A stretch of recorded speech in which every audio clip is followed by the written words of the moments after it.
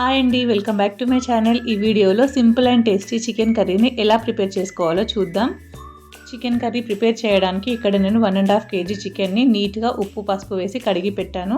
ఇప్పుడు ఈ కడిగిన చికెన్లో రుచికి సరిపడా ఉప్పు, అలాగే రుచికి సరిపడా కారం, అలాగే 1 టీ స్పూన్ పసుపు వేసుకోవాలి.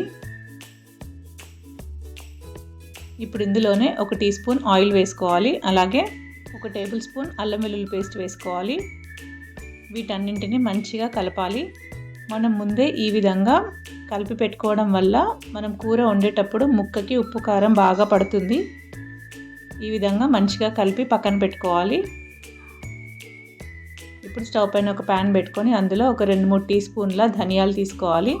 అలాగే ఒక 2-3 దాల్చిన చెక్క, ఒక అనాస పువ్వు, 2 యాలకులు, ఒక 2-3 లవంగాలు, ఒక 10 మిరియాలు, అలాగే 1 టీ స్పూన్ జీలకర్ర వేసుకోవాలి.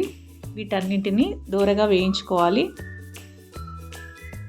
ఇలా దూరగా వేగాక వీటిని పక్కన పెట్టుకోవాలి. ఇదే గిన్నెలో కొద్దిగా నూనె వేసుకొని ఇక్కడ నేను 2 పెద్ద ఉల్లిపాయలను ఈ విధంగా కట్ చేసుకొని వేసుకున్నాను. ఉల్లిపాయ ముక్కలను కొద్దిగా ఫ్రై చేసుకోవాలి. ఈ విధంగా ఉల్లిపాయ ముక్కలు ఫ్రై అయ్యాక టమాటా ముక్కలు వేసుకోవాలి. ఇక్కడ నేను 3 పెద్ద టమాటాలు తీసుకొని చిన్నగా కట్ చేసుకొని వేసుకున్నాను. ఈ ఉల్లిపాయ ముక్కలు టమాటాలను మనం కర్రీకి గ్రేవీ కోసం వాడుతున్నాము.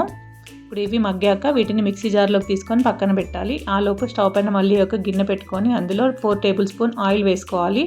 ఆయిల్ హీట్ అయ్యాక ఒక దాల్చిన చెక్క, ఒక యాలకు వేసుకోవాలి. ఇప్పుడు ఇందులోనే ఒక 2-3 పచ్చిమిర్చిని ఈ విధంగా పొడవుగా కట్ చేసి వేసుకోవాలి. పచ్చిమిర్చి కొద్దిగా ఫ్రై అయ్యాక పుదీనాను కూడా వేసుకోవాలి. పుదీనా కూడా కొద్దిగా ఫ్రై అయిన తర్వాత మనం ముందుగానే ఉప్పు కారం కలిపి పెట్టుకున్నాం కదా, ఆ చికెన్ని దీంట్లో వేసుకోవాలి. ఈ విధంగా చికెన్ అంతా వేసుకున్న తర్వాత మంచిగా కలపాలి.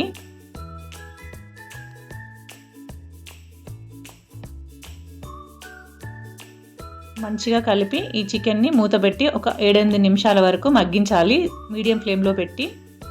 ఆలోపు టమాటాలను కూడా నేను మిక్సీ పట్టి పెట్టుకున్నాను. ఇప్పుడు 7-8 నిమిషాల తర్వాత మూత తీసి చెక్ చేసుకుంటే చక్కగా మగ్గుతుంది చికెన్. ఈ చికెన్లోంచి వచ్చే వాటర్ అంతా పోయేంత వరకు చికెన్ని మగ్గించుకోవాలి. ఇప్పుడు ఇదే స్టేజ్లో మనం ముందుగానే మిక్సీ పట్టి పెట్టుకున్న టమాటా ఉల్లిపాయ పేస్ట్ని ఇందులో వేసుకొని మంచిగా కలుపుకోవాలి. ఈ పేస్ట్ అంతా ముక్కలకు పట్టేలాగా మంచిగా కలిపి మూత పెట్టి ఒక 5-6 నిమిషాల పాటు మీడియం ఫ్లేమ్లో మగ్గనివ్వాలి. ఇప్పుడు ఈ విధంగా కలిపిన తర్వాత మూత పెట్టి ఆయిల్ పైకి వచ్చేంత వరకు మగ్గించుకోవాలి. ఇప్పుడు 5-6 నిమిషాల తర్వాత చూస్తే చక్కగా ఆయిల్ పైకి వచ్చేలాగా మగ్గింది. ఇప్పుడు ఇదే స్టేజ్లో మనం ముందుగా ప్రిపేర్ చేసి పెట్టుకున్న మసాలాని వేసుకోవాలి. ఈ మసాలాని వేసుకున్న తర్వాత మంచిగా కలుపుకోవాలి. ఈ మసాలా ముక్కలకు మొత్తం పట్టేలాగా కలపాలి.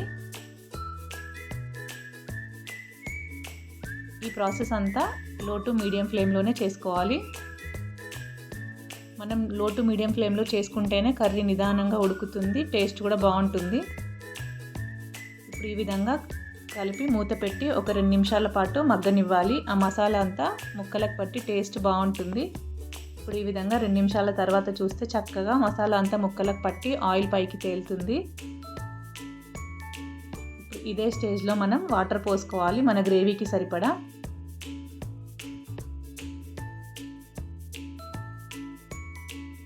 ఇప్పుడు ఈ విధంగా వాటర్ పోసుకున్న తర్వాత ఇదే స్టేజ్లో మనం ఉప్పు కారాలు చెక్ చేసుకోవాలి. ఒకవేళ తక్కువ ఉంటే యాడ్ చేసుకోవచ్చు.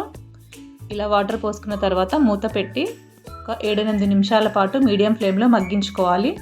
ఇప్పుడు 7-8 నిమిషాల తర్వాత మూత తీసి చెక్ చేసుకోవాలి గ్రేవీ చిక్కబడిందా లేదా అని, అలాగే ముక్క కూడా ఉడికిందా లేదా అని చెక్ చేసుకోవాలి.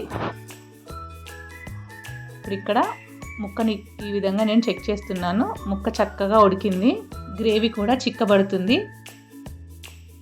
ఇప్పుడు ఇంకొక 2-3 నిమిషాల పాటు మీడియం ఫ్లేమ్లో ఉడికించుకొని కొత్తిమీర ఆకు వేసుకొని స్టవ్ ఆఫ్ చేసుకుంటే అంతే అండి, టేస్టీ యమ్మీ గ్రేవీ చికెన్ కర్రీ రెడీ. మీరు ఒకసారి ఈ విధంగా ట్రై చేసి చూడండి, చాలా బాగుంటుంది. ఎలా వచ్చిందో కామెంట్ సెక్షన్లో కామెంట్ చేయండి. Thank you for watching this video. Please like, share and subscribe my channel and support my channel.